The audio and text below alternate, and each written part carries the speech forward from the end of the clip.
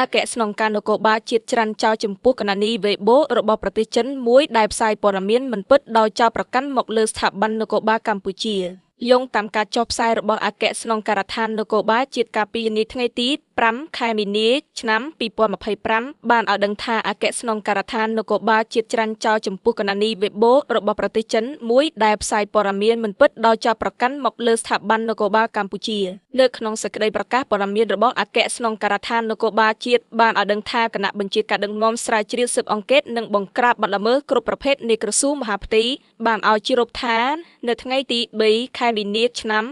2025 មានគណនីបណ្ដាញសង្គមវេបូរបស់ប្រទេសចិនមួយរូបឈ្មោះ TCL ជុនបានធ្វើការផ្សព្វផ្សាយដោយចេតនាទុច្ចរិតចាប់ប្រកាន់មកលើស្ថាប័ននគរបាលជាតិកម្ពុជាបង្កើតឲ្យមានការភ័ន្តច្រឡំដល់មតិសាធារណជាតិនិងអន្តរជាតិយ៉ាងធ្ងន់ធ្ងរនិងបង្កឲ្យមានការភ័យខ្លាចដល់ភ្ញៀវទេសចរនិងអ្នកវិនិយោគទុនបរទេសខ្លឹមសារនៃការផ្សព្វផ្សាយនោះមានការចោទប្រកាន់មកលើនគរបាលជាតិកម្ពុជាពាក់ព័ន្ធថាបានលូកព័ត៌មានទៅឲ្យក្រុមអ ுக ្រិតជនឆបោកតាមប្រព័ន្ធអនឡាញករណីពលរដ្ឋចិនកំពុងរងគ្រោះដោយការធ្វើទារុណកម្មក្នុងទីតាំងឆ្លបោកតាមប្រព័ន្ធអនឡាញដែលរូបគេ TCL ជនជាអ្នកដើរប្រមូលព័ត៌មានពីពលរដ្ឋចិនដែលកំពុងធ្វើការក្នុងទីតាំងអនឡាញនៅកម្ពុជាដោយផ្ទាល់គណៈបញ្ជាការដឹកនាំស្រាវជ្រាវស៊ើបអង្កេតនិងបង្ក្រាបបទល្មើសគ្រប់ប្រភេទនៃក្រសួងមហាផ្ទៃសូមបញ្ជាក់ថាមួយពុំមានជនបរទេសរងគ្រោះដោយការលើកឡើងដោយសមត្ថកិច្ចមិនបានយកចិត្តទុកដាក់ជួយអន្តរាគមន៍ក្រោយពេលទទួលបានព័ត៌មាននោះឡើយនេះការផ្សព្វផ្សាយខាងលើផ្ទុយពីស្ថានភាពជាក់ស្ដែងដែលសមត្ថកិច្ចកម្ពុជាកំពុងខិតខំប្រឹងប្រែងប្រយុទ្ធប្រឆាំងនឹងឧក្រិដ្ឋកម្មឆបោកតាមប្រព័ន្ធអនឡាញក៏ដូចជាកិច្ចអន្តរាគមន៍នានាតាមសំណើរបស់ជនបរទេសដែលកំពុងមានវត្តមានក្នុងព្រះរាជាណាចក្រកម្ពុជា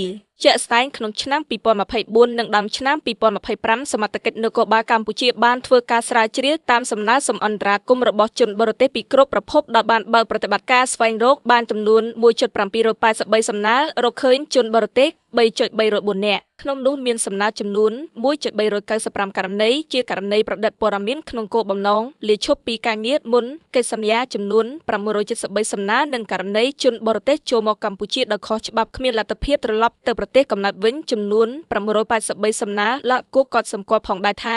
មានសំណើចំនួន 32 ករណីត្រូវបានរៀបចំឡើងដោយបុគ្គលមិនស្គាល់អត្តសញ្ញាណហើយសាមីខ្លួនក៏មិនបានស្នើសុំនោះដែរកាលពីនេះសំណើចំនួន 373 ករណីផ្សេងទៀតមានជនបរទេសចំនួន 811 នាក់មិនត្រូវបានរកឃើញដោយមូលហេតុបុគ្គលក្នុងសំណុំពរអន្តរាគមន៍បានលាឈប់ពីការងារនិងបានចាក់ចេញពីទីតាំងចំនួន 309 សំណើនិងសំណើមិនពិតប្រាកដគ្មានតម្រូវច្បាស់លាស់ចំនួន 64 ករណី3ក្បៀសក្រៅពីការស្រាវជ្រាវតាមសំណើជនបរទេសចាប់តាំងពីឆ្នាំ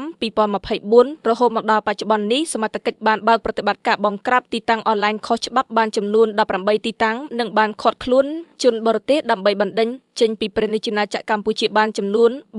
3.724 នាក់មានចំនួន 16 សញ្ជាតិព្រមទាំងបានកសាងសំណុំរឿងបញ្ជូនទៅតុលាការបានចំនួន 15 ករណីនិងបញ្ជូនខ្លួនជនសង្ស័យបានចំនួន 76 នាក់4តើម្ចាស់គណនីបណ្ដាញសង្គមវេបូឈ្មោះ TCL ជនជាអ្នកណា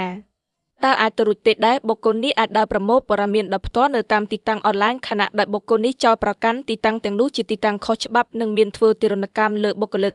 តើគាត់អាចទំនាក់ទំនងជាមួយជនរងគ្រោះដែលគាត់បានលើកឡើងដោយរបៀបណា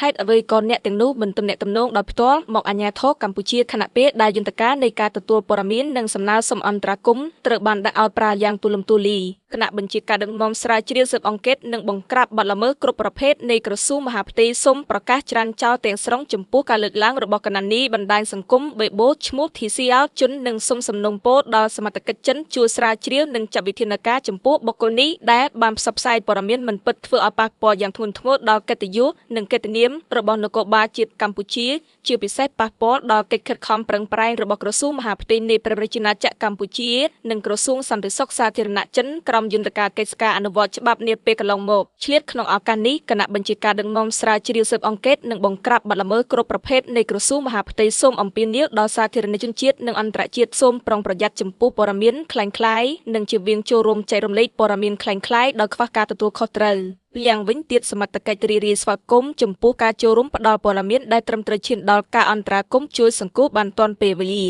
អានដល់សម្លេងសព្វនិមិត្តសារិកា AI